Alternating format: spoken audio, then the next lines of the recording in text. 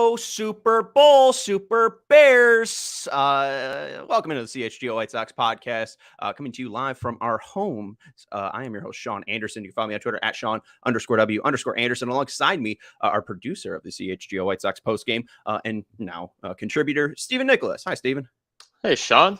We won a series. Yeah, against a good team. We did it. Exactly. And hey, here comes the meatball takes, because they won away against the Braves, the best team in the major leagues. So that means this was a 7-game series in October. The White Sox would win the World Series if they played the Braves. It's just, it's just math, folks. Start the playoffs now. We're ready to go. Let's do it. Exactly. It won't be in them, but still. Don't look at the record. There's still 15 games under 500, folks. We're going to talk a lot today about the White Sox, just knee-jerk reactions, because a lot of people are excited. I mean, the 2 wins that they had were very exciting. The game on Saturday was very fun, back and forth, and also the White Sox hit Spencer Strider. They got struck out 10 times, but they also had a really good outing against Strider. And then today too, just demolishing the Braves. Truly 8-1, wire to wire, really. Robert and Berger with homers, and then you're going to talk later about Andrew Benintendi.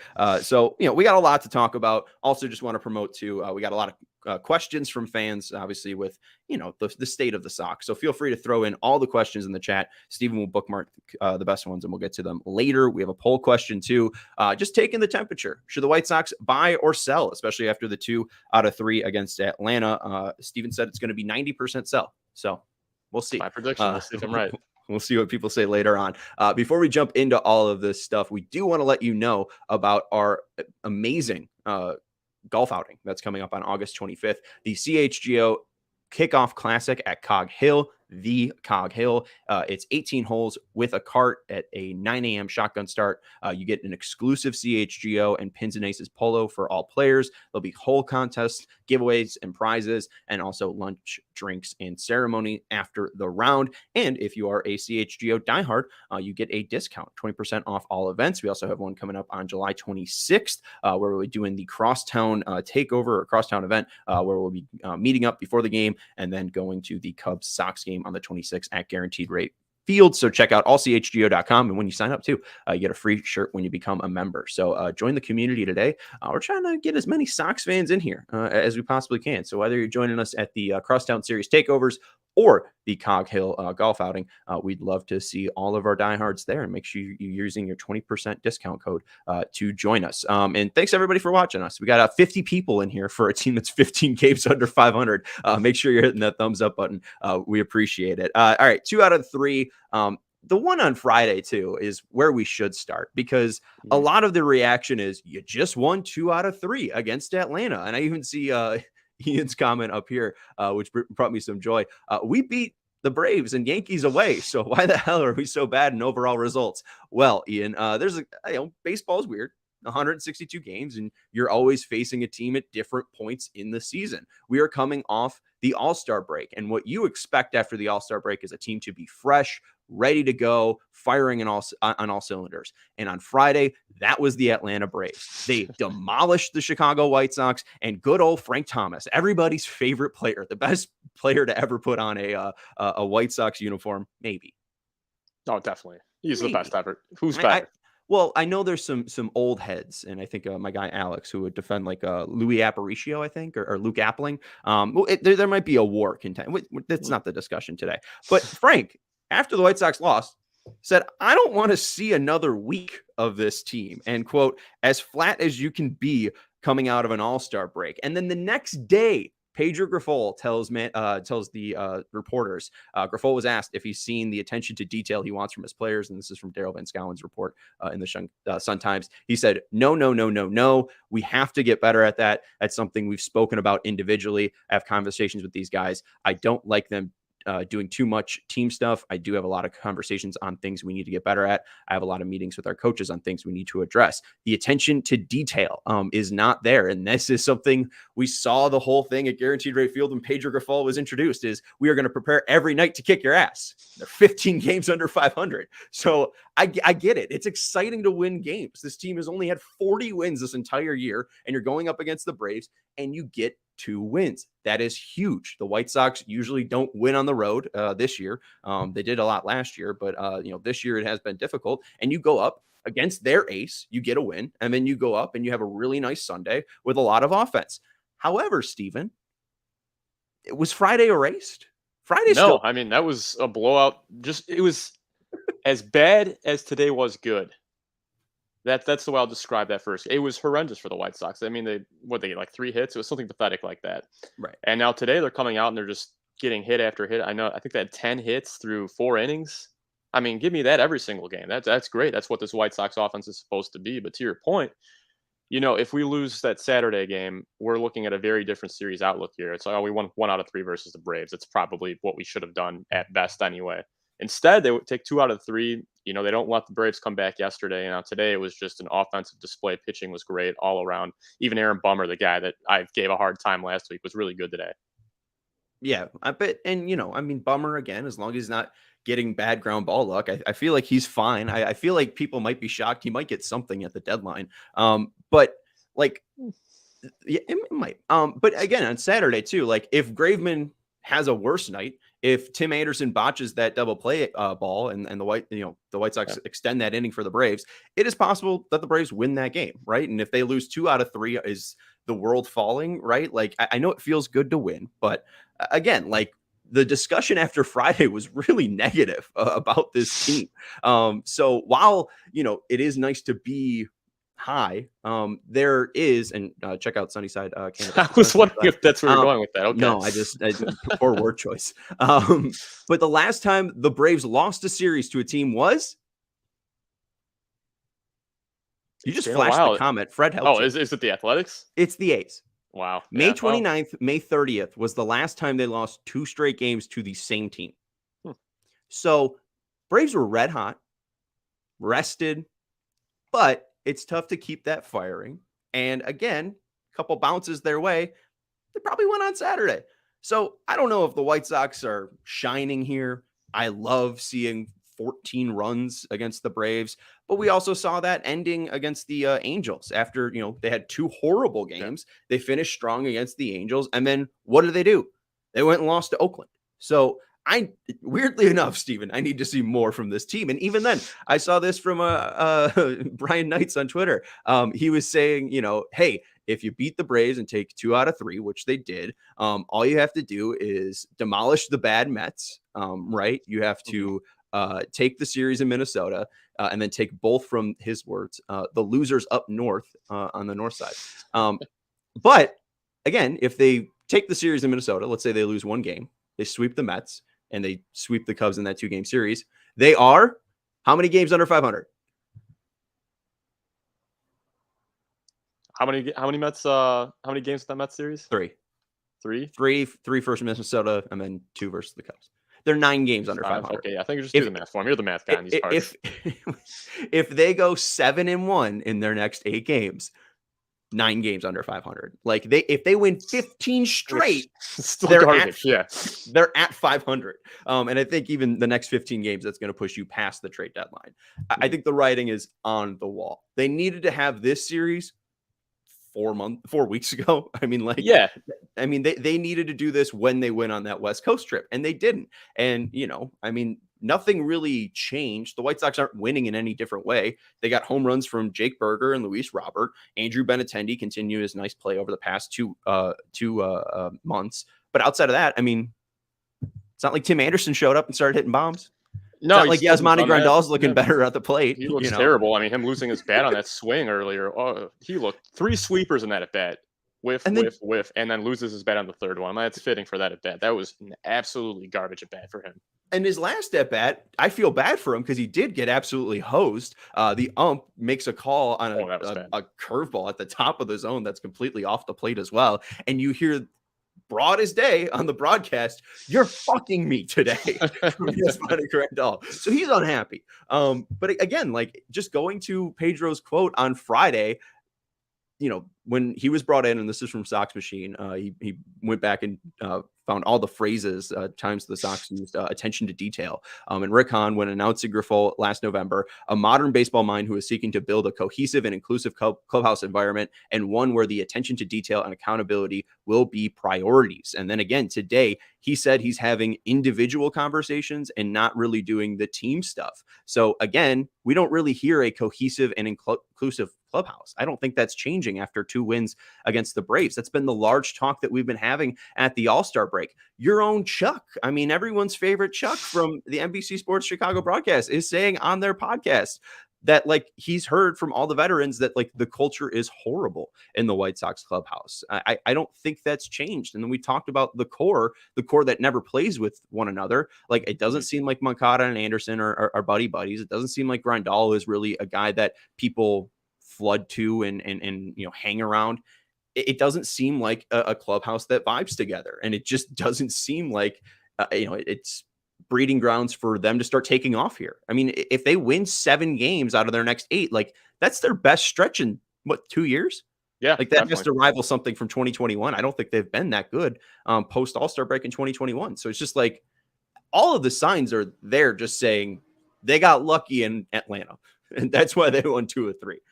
Yeah, yesterday was lucky. I mean, the offense was pretty good, but that was one of those games where we're used to seeing the White Sox give it away at the end. And we've already seen it twice this season, 3 times if you want to count Elvis Andrus as well, where it's hit to the middle infield and they boot it, they throw it away, something of that nature. And game over, Sox lose on a defensive miscue. Yesterday, it was Tim Anderson stepping up the way that we were used to seeing him step up in years past. That's a great double play he made there, taking it himself, not complicating things, making a strong, solid throw right to the gloves of Andrew Vaughn. That's what we need more of from him. And he had a pretty decent showing offensively today as well. Hopefully this is the tide turning a little bit for him, because, I mean, we need it. And today I saw a little bit of something I haven't seen too much of. It seemed like the players were genuinely having a good time. I saw smiles. I saw laughing. It wasn't this just real stoic home run celebration where you put the hat on and the little coat and you walk around the dugout with your half-assed high fives. It seemed more genuine for once. I actually enjoyed this win as much as I've enjoyed a win this season. I heard the same thing on Saturday. I mean, people just really enjoyed that game. I do think there was a comment, like people just saying that was one of the better and more entertaining games of the year. But Robbie even said earlier, went to the game last night. I was happy to be a Sox fan for the first time all season. Electric atmosphere, and Sox actually played good baseball. And I think that's honestly the biggest credit to Atlanta. I mean, you see it's an 8-1 game of today. This team is losing 8-1. And that place goes fucking bananas for Jesse Schultens versus Charlie Culberson, because Charlie Culberson, Charlie Clutch, is finally getting an at bat after being on the roster for like 30 days and not a month and a half. Right. And he got DFA'd recently and then, re-signed. So this is a team and an organization that really does care and is proud to back their organization, and they should be. Again, 2021 was a fantastic year, and you see that picture of all their all-stars and the length that they're signed. I mean, Strider's locked up forever, Acuna, Albies, Olsen, Murphy, Riley, like all of those guys. I think even Michael Harris too, like all of those guys are locked up. That is a team that they are going to sink their teeth in, and they are going to root on every single time they're in Atlanta, because the corporation that runs their franchise is putting a ton of money into the new stadium, into the team, and they are really reinvigorating the Atlanta baseball scene. Yeah, I look at that for the Sox. Yeah, I think that's the thing is, again, the money is just misplaced. It's misguided, and it doesn't really seem like inspired spending and inspired baseball and inspired leadership. With the Braves, I think you can say that. Yeah, I think you kind of hit the nail on the head there, though. You're talking about the Braves being young, controllable, talented. You got a fan base behind them. It's exciting. That's what we were supposed to be. We were supposed to be that team. We had the young, controllable assets. We were supposed to have a 7-8 year contention window. Instead, we're looking at the Atlanta Braves. That's the team that actually has it. And if somehow we went in there and we beat them 2 out of 3 games this weekend, that's awesome. But man, I look at the Atlanta Braves and I see a team that we were supposed to be. I mean, Ronald Acuna. I mean, Luis Roberts, our Ronald Acuna.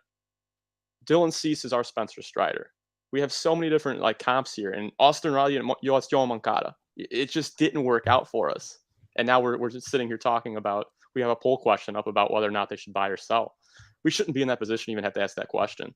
I've always said that Orlando Arcia gives me a huge Tim Anderson vibe. So no, I think we can continue that going. But the thing I think with, again, the Atlanta Braves is when they don't have their best players and maybe have a down year, they're not really giving up. They're always trying to reconfigure. And we saw that in 2021 and they ended up winning the World Series.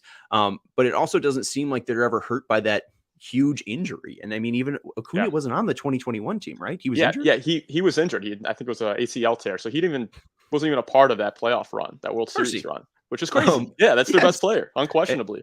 And Tom Fornelli at White Sox, at least his White Sox Twitter account, posted this White Sox record when player starts, and this is before today, so you can obviously add a win to whoever started today. But Vaughn 38-52, Luis 36-53, Benny 35-47, Yaz 38-34, Berger 27-40, Sheets 24-31, Elvis 22-40, Eloy 24-37, Sebi 15-27. None of those obviously stick out except for two of them.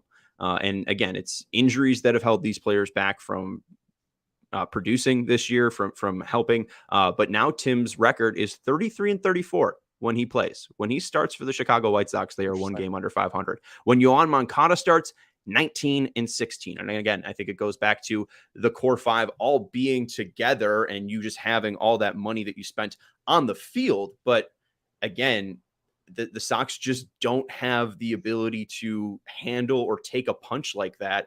And now with Moncada too, there's no real hope that he's going to be bouncing back soon. I know he's on a rehab assignment right now down in Charlotte, but we've seen good rehab assignments from Yoan Moncada before, and it never translating back to the major league level. And we saw a little bit with that this first week of this year. But I mean, again, it's just no real life with this team. I get that you felt like a little bit of life today, but again, like, Luis Robert is the best player on the team, but I just don't feel like they have anything that is truly inspiring to be like, hey, let's keep this around, let's build, or let's buy. Like at the worst, or at the minus, the least that they'll do is trade Lucas Giolito. Like I feel like that's pretty written in stone. I think that's happening. I could see Lance Lynn going as well, but they need to get some high minor leagues talent, starting pitching talent in return, someone that could potentially come in and play this year for the White Sox. Because I mean, other than that, who are you starting? Every 5 days, they're not gonna have anyone left. I got a potential hot take here. I don't know if I want Yoan Moncada back on the major league team. He's 1 for 5 right now in Charlotte, and I'm looking. You're gonna base this on 5 at bats? No, I'm not doing that. I'm just saying he's. What I'm trying to say is he's on his way back. He'll be here soon. I'm looking at Jake Berger. The guy's got 21 home runs right now. Yoan Moncada's career high is 25. I know home runs aren't everything, and obviously Moncada's a better defensive player, but I'm looking at Jake Berger. I see a guy that I want to see batting every single day, and he's going to get forced out, especially if you have Eloy Jimenez DHing now that he gets injured again. Who knows what's going on there? That's the thing is, like, I mean, I get it, but like it's sliding doors. Eloy was removed today with left groin tightness and is being further evaluated. So you're like, I get your point that Jake Berger won't be playing third base, but it seems like he could probably just be the DH now. I mean, I don't think there's a reason to take this guy out, especially when he has 21 home runs out of the lineup. It seems like he's clicking. The White Sox need people who are clicking. So if Eloy's going to be injured, Jake Berger's going to be the DH. And I mean, I'm fine to see Moncada out there, but you're not going to get that wish. I mean, Yoan Moncada was signed to the same amount of money coming his way as Andrew Benintendi. They can't get rid of him. They're not just going to eat that money. They're trying to shed payroll, and if they're stuck with Yoan Moncada, they're stuck with Yoan Moncada until his first player option or until that deal's over. They are stuck with him. He's not getting traded. I bring up that point more as a compliment to Jake Berger than an insult or a reason to get Moncada off the team. There's no path to doing that, and like you said, they're not going to eat that money. But man, I really like what I see out of Jake Berger. He's just providing pop that this lineup has desperately needed for years now. Well, hey, watch out. The option in 2025 will increase to $27.5 million if he wins MVP. So, but no, the 2025 option is a club option, and it includes a $5 million buyout. So it does seem like they'll have him for 2024, but in 2025 they could possibly just cut bait for $5 million, and I think that's likely. So, I mean, we might have one more year of Yohan Moncada. He might have one more year in 2024 to say, hey, I'm still this player. I can still produce and improve. But until they're able to get out of that money with that $5 million buyout or some team weirdly taking on that, he's going to be a White Sox. So we'll see with Moncada. But I get your point with Berger. But again, I think there's a spot somewhere for him in the lineup. I mean, at this point, just play him at second base. Who cares? You're 15 games under 500. I'd take my chances. I really would. Hey, I mean, Eloy can't play right field. Have we tried Jake Berger? I mean, don't let the front office hear that. They're going to be like, cares? What? Talk to Pedro. That's a good idea. That Sean Anders isn't onto something right now. Who cares? I mean, at this point, like, don't prioritize defense, whatever. You need somebody to hit homers. And then, Robbie said, worst free agent history is Yaz. We talked a little bit about that with Herb last time. So if you guys have any more takes or any questions, make sure you're tossing those in the chat, and we will get to those after the break or after we talk about Andrew Benintendi, because Steven's bringing some graphics for me. But I do want to let you know about Game Time. There was a piece on Southside Sox by Dante Jones. You can follow him on Twitter at Don Tizzle Jones.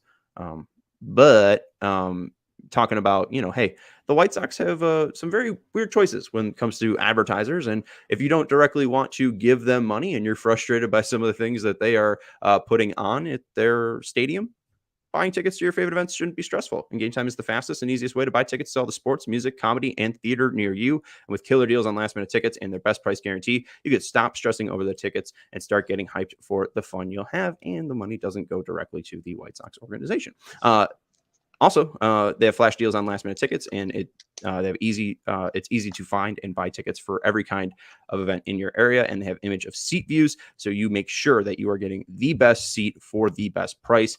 And they're going to help you with that too, because they guarantee that you'll always get the best price with the Game Time guarantee. If you find tickets in the same section and row for less, Game Time will credit you 110% of the difference. Our guy Herb was down in Atlanta last year, found the Game Time difference, or found a different price on a different site, and within 12 minutes he got 110% of the difference in the tickets. So snag the tickets without the stress with Game Time. Download the Game Time app and create an account, and use code CHGO for $20 off your first purchase. Terms apply. Again, create an account and redeem code CHGO for $20 off.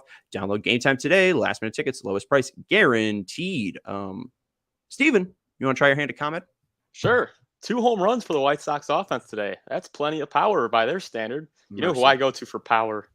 ComEd. The ComEd Energy Efficiency Program is committed to helping families and businesses in the communities they serve, helping manage energy usage and lower energy bills now and into the future.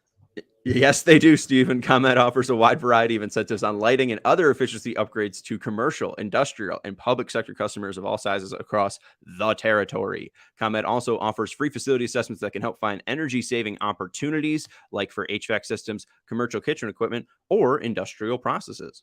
How does it work, Sean? Well, an authorized engineer will work with you to develop a detailed assessment plan specific to your goals and needs. These can be done in person or virtually and last approximately 2 hours. Within 3 to 4 weeks, customers will receive a report detailing energy efficiency projects that they could start working on immediately. Each recommendation will include estimated energy savings, cost savings, project costs, potential incentives, simple payback, and Steven making bad puns. If you own a business, do not wait. Get started saving money and energy today. For energy saving tips, lighting incentives, or to schedule your free facility assessment, go to ComEd.com/poweringbiz. Did you say ComEd.com/poweringbiz? ComEd.com/poweringbiz. Okay, with the pause. I got to make sure I got that in there. All right. Yeah. And again, Chirac Bobby throwing this in the chat. What type of stretch would stop you from selling? Steven, why don't you update us on the old poll? All right, let's take a look here. Oh, it's actually no, not as bad as I thought it was going to be. You said 90%. It was going to be 90% sell. Yeah, it is 78% sell right now. Okay. So you're about 12% off. That's fine. Again, they won 2 out of 3. If they lose tomorrow, it'd probably be like, 95. 95% sell. But Chirac Bobby saying, what type of stretch would stop you from selling? Again, 7-1 in their next 8 puts them 9 games under 500. Minnesota right now is 1 game over 500. They're playing the A's. It's likely that they lose, or it's likely that they win and they go 2 games over 500. Pitching today. Yeah. I don't see a stretch. I think it's too little, too late. Like it is good that they won 2 out of 3 against Atlanta. I am never going to be upset when the White Sox win games. But see Theodore Dennis saying 18 more straight wins. Here it comes. That's really the stretch that they would need. And the White Sox, I don't think, have had a 5-game win streak since 2001. This team just doesn't seem like they're getting hot. This team really doesn't seem like they're vibing. Maybe I'm missing the mark, but I don't think that the 54 outs that they got over the past 2 games is really enough to be like, oh, look at all this. Again, on Friday, Frank Thomas was saying that they were flat and that they were bad. And on Saturday before the game, Pedro was saying that they weren't paying any attention to detail. And that was the whole thing, that they wanted someone to pay attention to detail. And Liam Hendriks said they wanted an authoritarian. And it doesn't seem like that's Pedro Gaffol in any sense of the word. So I don't know. Fred's saying the Sox can win 90 games if they go 50-17. So, hey, if they want to, they can. I think they have the second easiest schedule in Major League Baseball, but I am done after last year. Really, September 20th, I think that was the day that kind of became reality, that the White Sox are not reaching that window. I don't want to say the window is shut just because the AL Central is bad. You can make it into the playoffs any single way. And hey, the Guardians made it past the Yankees, right? Yeah. Because they made it to the second round last year? I believe they did, yeah. Or maybe the other way. Maybe they beat someone in the first round and they made it to the second round. I think you got that right. But that's the thing is, as long as you make it into the dance, you have a chance. And look at me, I'm rhyming. And when you have Luis Robert Jr., that's a star player that can absolutely change games. And we saw that today with another home run, his 27th of the year. 4 hits. Insane. I know a lot of people were like, oh no, after he got injured during the home run derby. I don't think he wanted to play in the All-Star game because he's played so many damn games already. He's like, it doesn't count and I can't win $1 million. Yeah, I'm good. I wouldn't play if I wasn't getting offered $1 million. So, that's just it. Also too, like the stretch that they would need is consistent, dominant starting pitching that's going to eat innings, and they need this offense to continue. Why don't you flash the Benny stuff? Because there is some good in this team. Again, Jake Berger now has 21 homers. I know he had a rough stretch, but that's kind of the player that he will be. He's going to strike out 200 times, and he might run into 35 homers. That's cool. Again, he plays below average defense. That's the reason why he wasn't on the opening day roster. Jake Berger was not part of the core. He's a great story. But again, I don't know if there's a ton of knocking on Rick Hahn's. People don't knock. They call. I guess it would be a ring. If they're knocking on his door, and we might have to call security. Yeah, it'd be odd. Could you imagine like Dick Monfort like driving all the way to Chicago to discuss a trade? I guess he's the owner of the Rockies, but I just wanted to say Dick. All right, Benny, since he's moved into the leadoff spot, the 2 Benintendis, and now it's 34 games on the left of Benny batting leadoff, but Steven liked the symmetry of 33 and 33. So looks good. First 66 games, Andrew Benintendi had a batting average of 258, 7 RBIs, an OBP of 333, a slugging of 363, and an OPS of 69.6. Nice. Look at us. And then now Benny, since being in the leadoff spot, 33 games, 313 batting average, 14 RBIs, 369 OBP, 396 slugging, and an OPS of 765. All right, Steven, before I pour water all over this, you made the graphic, so I won't be mean. Yeah. Why is that important to you? Why would White Sox fans might be able to why would White Sox fans be excited by that? Dan's saying he's okay. Because one of the biggest issues this season when Andrew Benintendi wasn't batting first was a lack of production at the leadoff spot. Tim Anderson's been horrendous this season. There's no sugarcoating that. Now, Andrew Benintendi, sure, he's signed to a big contract like he always liked mentioning, 5 years, $75 million. He wasn't brought in to hit for power, but if he's going to play a certain role, you might as well play that role well. And right now, he's playing the leadoff role excellently. You saw another several hits today. I think we had 7 hits in the series. That's great. He's getting on a base at a very high clip, which, as I mentioned pre-show, that's all I'm looking for out of a leadoff man. I just want to see him get on base at a high clip. He's doing that, and he's even batting in runs today too. Line drives all over, spraying them. He looked really good today. He looked good in the series, and he's looked great in the leadoff spot this season. As long as Tim Anderson's not performing, they need this from him. Yeah, absolutely. I mean, any contributions are important contributions. Someone asked me today, I think it was Paul or Paul Lee on Twitter, asked me, is he right now the second best position player on the Sox? And there's no way Wow. around saying no, he is. And I really think it's only a debate between him and Berger. And again, Berger didn't make the opening day roster, and Benintendi's the $75 million man. So, like, yes, he should be the second best position player, or at least, up there with Tim. It'd be nice if Tim was the all-star that he was. But yeah, no, Benny is absolutely the second best player on the Sox right now. But I think that again tells you why they're 15 games under 500, because the second best position player is still having a below career year. And I'm not trying to be a dick. Again, I said I was going to pour water on this, but flash the numbers again, Steven. Now I'm playing our own thing. I clicked the wrong one. So 313 batting average, 369 OBP, 396 slugging, and a 765 OPS. Let's just round that up by like 5 points. Right? Because I mean, he had a pretty good day today. I could tell you the average now is 323. Okay, and that's above career average. 297 is his career average, so 323. Yeah.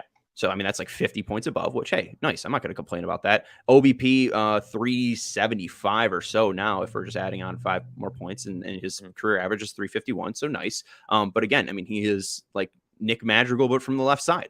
His slugging percentage, I think, got up to maybe 400, maybe 402 or so, and his career average is at 425. Like, he is fine. He plays a fine left field. He's fine, but he's not a game changer. And that's the real thing, is they spent $75 million on a guy who is not really going to change your game, really going to be able to help you pour on runs. He is a guy that, if he's batting leadoff and he's got a on base percentage again of like 370, 375, I'm not going to complain. But he wasn't that player in the first 2 months. And again, we weren't really seeing like next level defense. But I mean, if he's going to be to the level of like left field Luis Arraez, then sure, that's fun.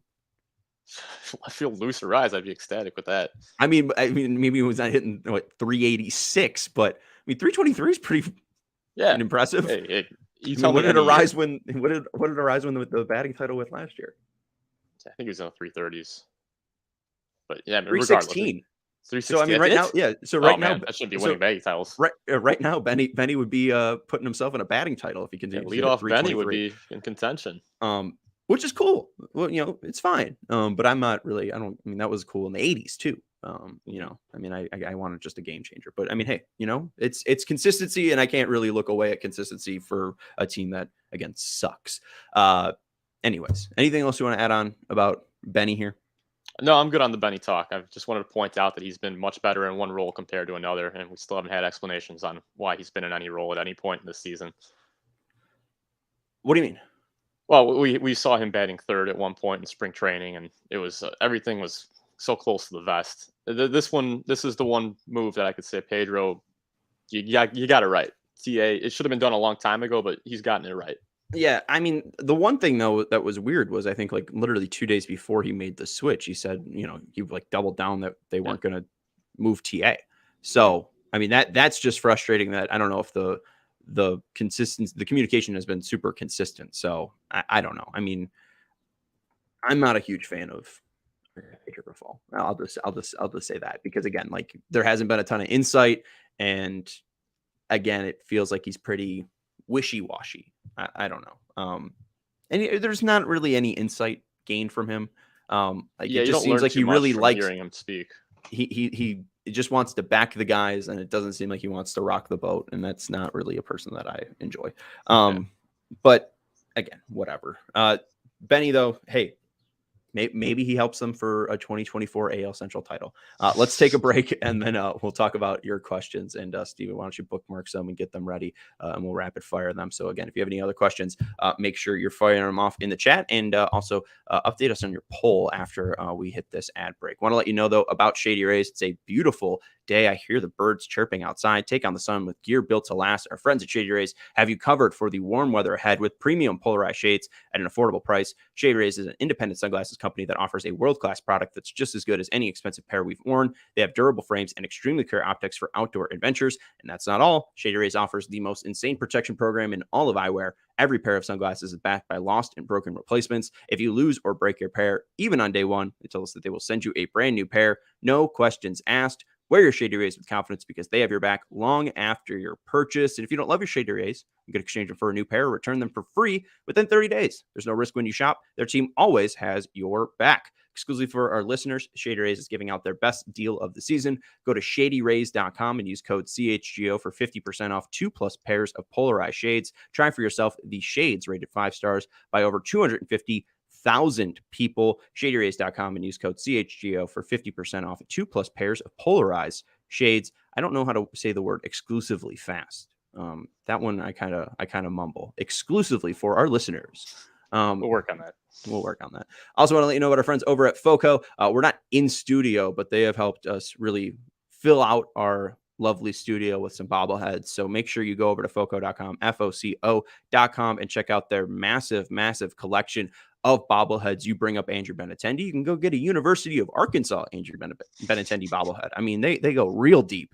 Get fitted out in the best sports gear around at foco.com. They have hoodies, shoes, signs, bobbleheads, and everything in between, like aloha shirts, straw hats, polos, bags, everything you need to have a fun time at the game. And again, check out foco.com, FOCO.com, or click the link in the description below. For all non-presale items, use the promo code CHGO for 10% off. Yohan Moncada today, 0 for 2, but did have a exit velocity of 98, and that was against Bailey Falter, who is it's a quad A guy. Yeah, quad A guy. So, hey, it's like good measuring stick game for him, and he went over 2. World Series in our future. I mean, he's to be fair, he's worse on the right side, and he had an exit velocity of 98 from the right side. So, yeah. I mean, maybe we're just being pessimistic. Yeah, I mean, hey, look back to opening day this season. Yohan Moncada looked amazing. And actually, the entire series, it looked great. And I think that first game was against Framber Valdez, I want to say, who a lefty, so he was batting righty. And I remember him rocketing one into left field. So, yeah. Is that the last game he played? It sure feels like it. It sure feels like it. I've seen a lot of Jake Berger at third base this year. But I mentioned last time I was on with you a week ago, he's only got 3 errors this season. Yeah, he's not surefire defensively by any means, but hey, 3 errors, we'll take that. Also faced Drew Hutchinson on Saturday, just a major league god. I don't think did well. He had 1 actual ball in play with an exit velocity of 73.4. So woof, just a nice little pop up there against Drew Hutchinson. So yeah, I don't know. Why don't you update us on the poll? I'm updating on Moncada is sad. It hasn't changed very much. It's 76% sell right now. It's going down though. Yeah, I guess. I mean, hey, the vibes are high after taking 2 out of 3 from the Atlanta Braves at Atlanta. It happens. We did it. Why don't you do your job? You said you did it. Why don't you do your job and throw me out some questions? I mean this. I didn't mean to sound so harsh. Moncada did have Moncada did have a single that was at 99 miles per hour off Nick Nelson in his first game. A launch angle of -15, but a single's a single. Burner. Let's do it. Keep Elvis after the deadline. This is an interesting one for me just because Zach Remillard has really stepped up. I mean, if you're going to be selling off pieces, I don't really know what you need an aging veteran for that's on a 1-year deal. What do you think? My choices are Zach Remillard, Elvis Andrus, and Lenine Sosa. I hate it. Jake Berger. I think it depends on if they moved him or not. If they don't move Tim, I think they cut bait with Elvis. If they do move Tim, I think they could keep him around for 2 weeks, see if he improves at shortstop. He probably is the best shortstop behind Tim, defensively on the roster. I'd probably say he might even be better defensively than Tim at shortstop, but also Elvis Andrus is like 36, so who cares? I'd rather start Tim Anderson at shortstop. Elvis has more home runs than TA this year. Yes, he does. Queen Elizabeth was still alive last time Tim Anderson hit a homer. Weird reference. Patrick Nolan put out a lot of different things of last time Tim Anderson hit a homer, and I just remember that one. I would say they would keep Elvis if they got rid of Tim, but if not, I could see them cutting bait because I don't really see the point, and the Sox aren't going to bring him back in 2024. So I would say that he's probably done with the Sox if Tim stays. I agree. If you're selling, that means that TA is probably gone. Even if TA stays, I want to see the prospects come up. I want to see the guys that are going to be factoring into the team moving forward, not some aging veteran that won't be here next year, because he won't be on this team next season. We had a really good half-season run from him last year, and that was fine. That was great while it lasted, and now we're seeing more what Elvis Andrus really is at this stage of his career. It is funny too, because he's like the one veteran who's come in and apparently liked the clubhouse. Yeah. We have heard that from Vinny. He also said it was the most talented clubhouse he's ever been in, but Well, I don't know. He just might be a real happy guy, a jovial guy. All right, let's go to the next question here, Steve. Is Kopeck broken? We haven't seen Ooh. Kopeck in a little bit now. He's on the mend. He should be back soon, right? Yeah, thank you to Victor Von Doom and also Alejandro De Jesus or De Jesus. De Jesus. Oh, De Jesus, Probably not De Jesus. That's real American of me. De Jesus. I would say that Kopeck is broken. We did see him on Friday, 38 pitches, and I think it's similar to Colby Allard today. Colby Allard having to leave the game after giving up 4 runs against the Sox. I don't know if Kopeck is. I think he is hurt. Yeah, I don't know if they're going to put him on. Inning? Huh? Is it 2/3 of an inning he pitched? I don't know what the final is. It was bad. 2/3 of an inning, 1 hit. Yeah, 2/3 of an inning, 1 hit, 4 earned runs, 4 walks, and gave up a grand slam homer. He said that was the worst pitch he made. But yeah, 38 pitches in that game, 24 fastballs, 13 sliders.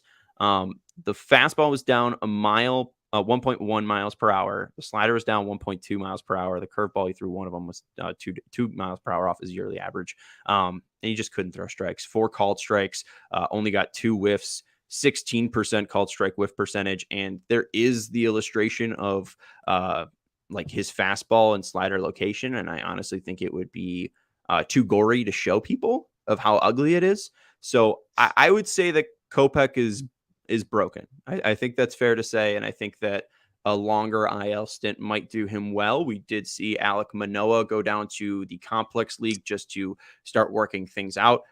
I wouldn't even rule that out for Michael Kopeck. It's very clear that the innings base that he set prior to his Tommy John surgery in 2019, around 134 innings, is maybe the ceiling. We saw him kind of come close to that last year, but we also saw him be injured by that. We didn't see him have a healthy 135 innings, and it doesn't seem like he's having healthy innings this year as well. I know there's been some talk of moving him to the closer role, but again, you look back on that Chris Sale trade, and we're talking about Yoan Moncada, and he got the $75 million extension, and you made him a part of your core, but also, again, he's not there. And it seems like he has a truly debilitating back injury that is hurting his ability to stay healthy. And Michael Kopeck, he had Tommy John missed the 2020 year to take time off. And it really seems like those have set him back to the point where I think him being a starter is a question. And I think even in 2024, maybe the Sox go to a 6-man rotation so he gets as much rest as possible, because we even heard that from Mike Rankin, I think, or it might've been Malachi on Friday, that, Kopeck needs those 5 days of rest rather than just the 4 days of rest. So I would say right now they don't have a reliable pitcher in Michael Kopeck. Absolutely. Yeah. We've seen he has these really odd ebb and flows throughout his career where he's really hot, or he's shutting down the Dodgers or the Yankees. And then he has these other starts like yesterday or on Friday where he can't make it out of the first inning, control's gone. I don't know what Michael Kopeck is. I don't know if I'm ready to say he's broken because the stuff is still there. You can still zip fast. Yeah, it wasn't on Friday, and it wasn't prior to that when he was injured, obviously. But we've seen starts this season and last season as well where the guy looks unhittable. He's somewhere in between for me. I don't know if he's broken or if he's in grade A shape by any means. He's definitely not that. But man, this guy just hasn't really seemed to put it all together yet. We've said that about some other players in this team before. It took Luis Robert some time. Now we're seeing him put it all together. I don't know what to make of Kopeck. I think he's better in shorter stints, but the guy wants to be a starter. The team keeps saying that he's going to be a starter. I don't know if he's long for a starter's role. I really liked him in that multiple inning role that we saw in 2020 or 2021. I just don't know how valuable that is. We hear Jared Kelly being, being used with an opener down in in single A, but it's apparently helped him. He's had more success coming out, and he's still throwing 4 to 5 innings while being saddled with a pitcher in front of him. So, I don't know if it's closer per se. I saw James Fox throw out the idea of closer. I think he was probably listening to 6 innings score, so like Bruce probably threw it out. But yeah, the White Sox need him to be a starter, and that's really the thing. It's Matt says 6-man rotation in 2024. Who will they even have beyond Cease? They'll have Kopeck. So they got 2. It's 2 worth to 2. And that's been the question. We're not really sure. Davis Martin should be back at some point, but he's coming back from Tommy John, so we'll likely need the full year to recover. It doesn't seem like Sean Burke is truly threatening in AAA. And outside of that, unless I don't want to see Jesse Peyton Schultz Paulette in the rotation, or maybe Jonathan Cannon, who we've heard is a consistent strike thrower. Maybe he could really have a good spring and pressure them to put him in the rotation. But I do think that Lynn, I know there's been some talk of people saying, trade Dylan Cease and then re-sign Gio, or even the talk of, trade Gio now and then re-sign him once he's a free agent. I really see that being the case with Lance Lynn. I don't see any team picking him up for $18 million, but the White Sox can say, hey, we have a spot for you in the rotation. We might be able to make the playoffs. You've been comfortable here before. Maybe he wants to come back for the Sox. They probably give him like $10 million. And hey, if Lance Lynn is able to be healthy and have a good 2024, maybe they flip him at the deadline. Again, I think that he's a veteran who understands that, probably just wants the most to get pitched, or wants to get paid the most to pitch. So I don't know if the Sox he might be looking for a World Series as well at this stage of his career. Yeah, but he could get traded to that team. He could. Get signed paid with that team as well in the offseason. Because like you said, no one's picking up the $18.5 million club option for Lance Lynn. If you thought he was getting paid $18 million and the Sox are the biggest buyer at 12.5, he's probably saying, hey, I just got traded off this team. They're giving me the most money now. And if a team's willing to give up something for me at the deadline because I'm pitching well, the salary really doesn't matter at that point, because they're just, trying to finish off what, that season started. So I don't know. I think I could see Lynn coming back to the Sox in 2024. But that's 3 names. That's 3 names maybe. Yeah. And he's more likely a stretch. Because we talked about it before. Giolito, he's not coming back. The Sox aren't going to hand out the money that Giolito is going to be demanding in free agency. So that's a piece gone. Either you trade him now and you get the best return that you can, or would you get a compensatory pick if he signs elsewhere? Is that the other option? Hopefully. For the qualifying offer? Yeah. And I would hope they'd actually give him a qualifying offer and they learned from their Carlos Rodon mistake. I think they're going to learn by the mistake and just get rid of him. I mean, if there's anyone gone off this team, it's Giolito, and not because he's a bad person or a bad player or anything like that. It's because, right now he's probably the most valuable starting pitcher on the market. All right, let's get rapid fire through these. I got this one I looked into, actually. So instead of putting Eloy on the IL, they're just going to play him shorthanded for like 5+ days. I hate this team. He's actually had groin tightness once before in his career, and it's funny that you mentioned 5+ days. It was exactly 5 days he missed, and he was back in the lineup. They didn't IL him, obviously. So hopefully that's the worst case scenario. It's just 5 days. When was that? This was July 2021. Okay. Yeah. So, fingers crossed it's just something minor like that, but we've seen this before with him. Anything lower body with Eloy Jimenez makes you cringe a little bit, and you wonder, what is it now? Is it a hamstring again?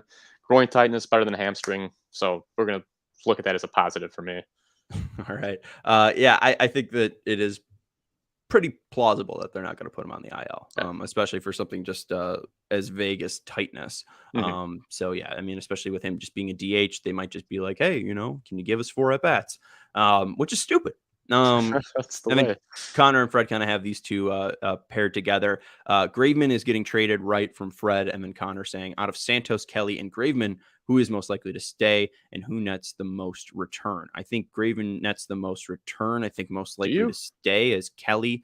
Yes. I know you like Groot Santos. I just think he could get more because of his he's controllable through 2026. He's arbitration eligible through 2026.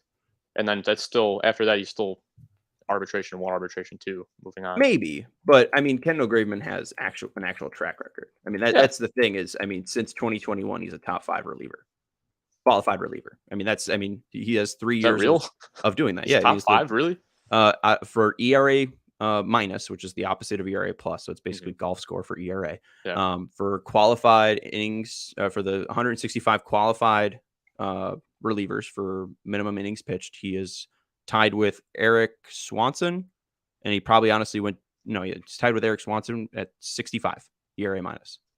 So he's tied for 24th best, just behind Raciel Iglesias, Camilo Duvall, Hader, Presley, Michael King, David Robertson.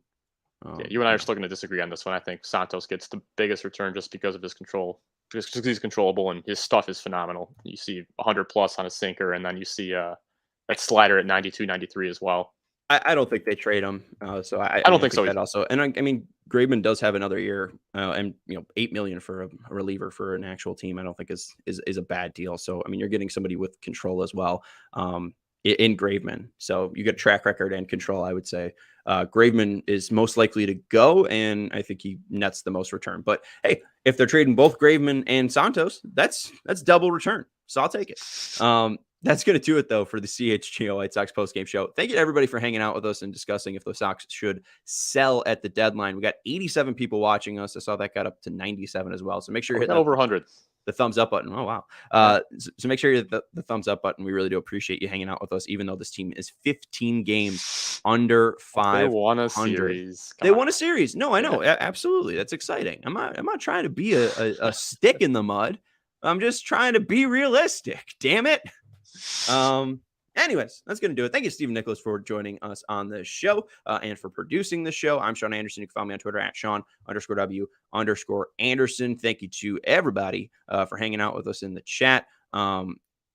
Samuel saying Robert Jr. is the only player who would bring back an almost ready prospect. I'd push back on that, Sam. We'll talk about that tomorrow. Yeah. I think tomorrow we might move the show to 3:30. I'll talk to Jake. But we might have a very, very special guest to talk about the Mets from John Boy Media. So keep your eyes out for that. Yeah, there's the tease. Bye. Talk to you tomorrow.